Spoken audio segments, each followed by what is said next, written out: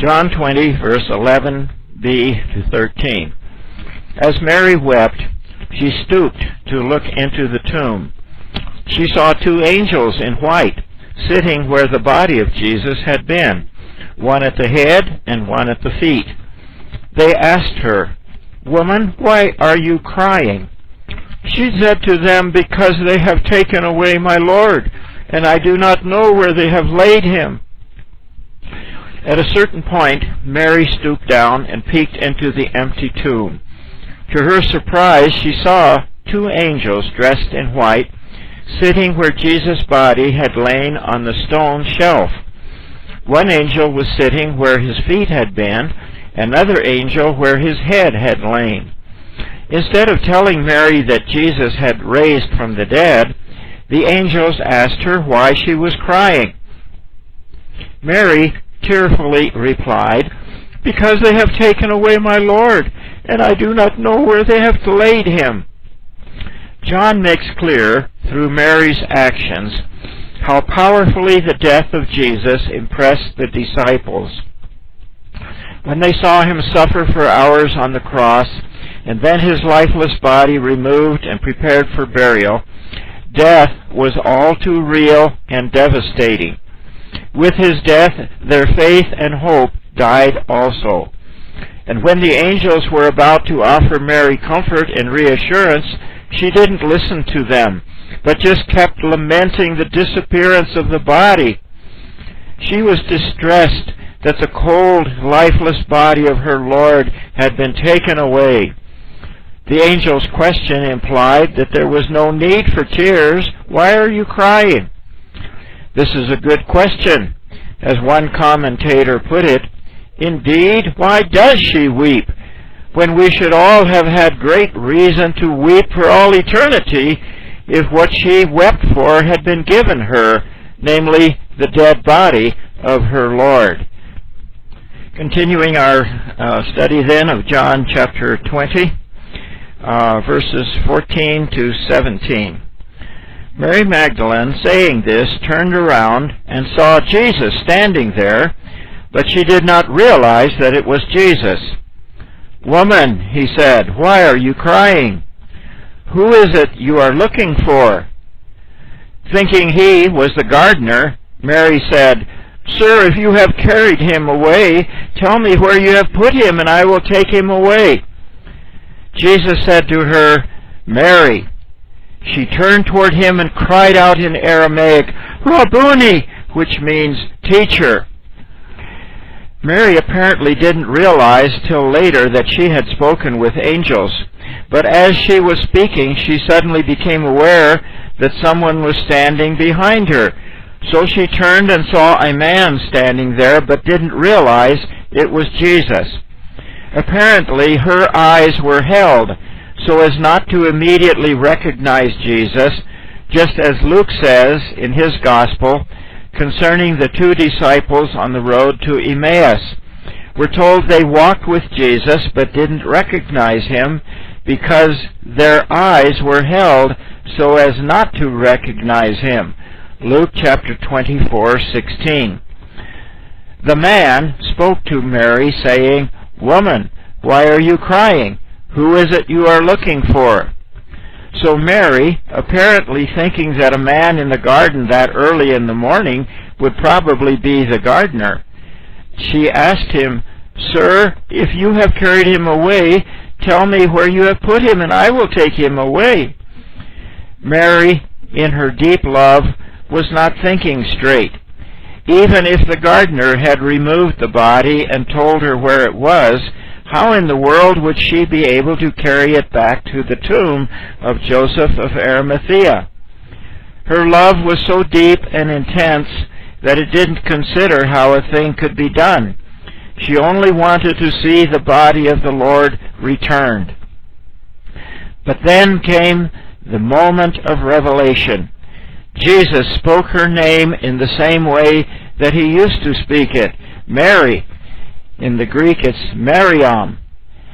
Mary was astonished and instantly reacted in the way she used to address Jesus, Rabboni, the Aramaic word for teacher. All the love, faith, and joy of the realization that it was really Jesus, fully alive, was poured into that one word. The shepherd had called his sheep by name, and the sheep heard and joyfully responded. John chapter 10, verse 3. Jesus thereby reestablished the personal faith and love that Mary thought she had lost forever. It was the most intense and awesome moment of her life. John chapter 20, verse 17. Jesus said, "Do not hold on to me, for I have not yet returned to the Father. Go instead to my brothers and tell them, I am returning to my Father and your Father, to my God and your God."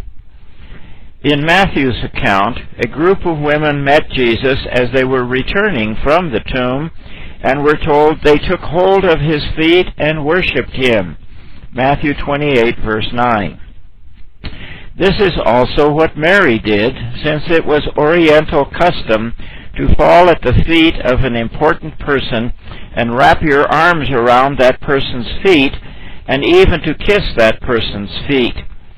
So here, in John's Gospel, Mary had fallen at Jesus' feet and still had her arms wrapped around his legs in adoring joy. But Jesus' words, "Do not hold on to me, for I have not yet returned to the Father," are mysterious words. In verse 17, Jesus says, "I am returning to my Father." And the question is he referring to his ascension some 4 weeks later? Or was there a return to the Father prior to his ascension from the Mount of Olives? According to John's account in this same chapter, it was just a week or so later on when Thomas was present. Jesus urged Thomas, "Put your finger here and see my hands, and put out your hand and place it in my side. Do not be faithless, but believing." Chapter 20, verse 27. So at that time, touching his body was encouraged. Perhaps a simple explanation is that Mary was desperately holding on to Jesus, as though if she let him go, she might never see him again. If she thought that, she was mistaken. His ascension would signal the end of Jesus' earthly ministry, but that was still some time away. There would be other opportunities yet for seeing and touching him before he would be visibly withdrawn from them. The words of Jesus, "I have not yet returned to the Father," are important. This mysterious "not yet" runs through the entire Gospel of John. We hear it in chapter 2, verse 4, chapter 7, verse 6, 8, 30, and 39, and in chapter 8, verse 20. And it is especially noticeable in chapter 7, verse 39, where we read, "Now this Jesus said about the Spirit, which those who believed in him were to receive, for as yet the Spirit had not been given, because Jesus was not yet glorified." Chapter 7, verse 39. So, Jesus' return to the Father after his resurrection suggests that the new era of the Holy Spirit, an era in which Jesus is present in every disciple through the presence of his Holy Spirit, this is about to begin, for Jesus is soon to be glorified, and then the new era of the Spirit will begin. Jesus also added, verse 17b, "I am returning to my Father and your Father, to my God and your God." Pagans who do not know the true God, but nonetheless believe there is a God, would not call that unknown God our Father. But Jesus taught his disciples to so address God. Now, by saying he is returning to my Father and your Father, he is saying that we are in a close relationship with the Father, just as he is. He is the Son of God. We too are his children. Jesus is not going to an unknown God who dwells high above all mortals in the high and holy place, far above and removed from all human knowledge or experience. No, the one whom Jesus calls his Father is the person whom the disciples may now call our Father and our God. Jesus has made the true God known and accessible. Yes, he has done even more. For the life, the Spirit of the one true God, who has dwelt in the Son from eternity, now dwells in their hearts also.